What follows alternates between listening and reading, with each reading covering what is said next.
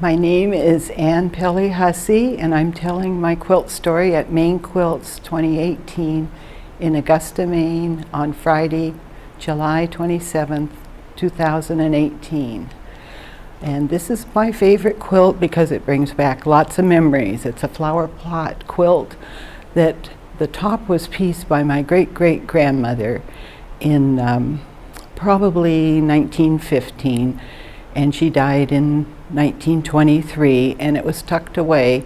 And this was in Greeley, Nebraska, and my family migrated from Nebraska to Northern California and the Redwoods due to employment, because it was the Depression, and we've lived there ever since. So I always kind of wanted to quilt, but nobody in my family, they all knit, they sewed, they did other things, but they never quilted.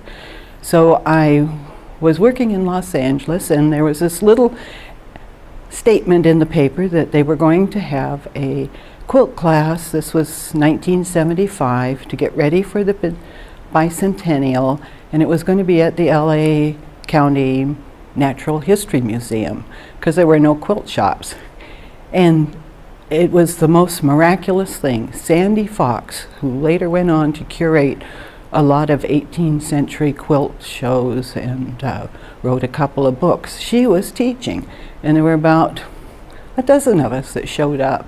And it was a 6 weeks course. And she was inspirational. We did everything by hand. She talked the whole time. She said, "I will come back to haunt you if you don't keep these techniques going." And she was just a darling woman. So I actually didn't know a lot about quilting, so I hand-pieced a log cabin quilt.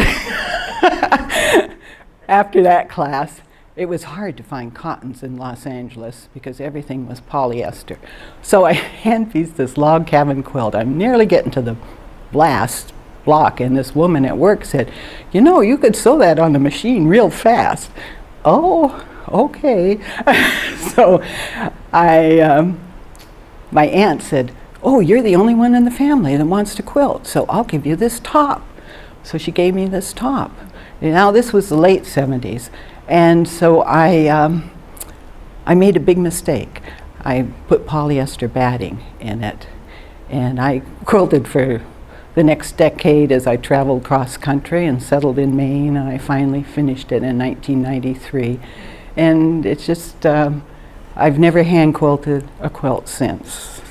Unfortunately, I now machine quilt for others. But it's been a wonderful journey, and this quilt just makes me think about my family and where I've been. It's been wonderful. Oh, and I thought she was a very ancient woman, according to my father, and all she did was sit and sew. Well, it turns out she was the same age as me. And I guess my grandkids will remember me as just sitting and sewing. So that's my story.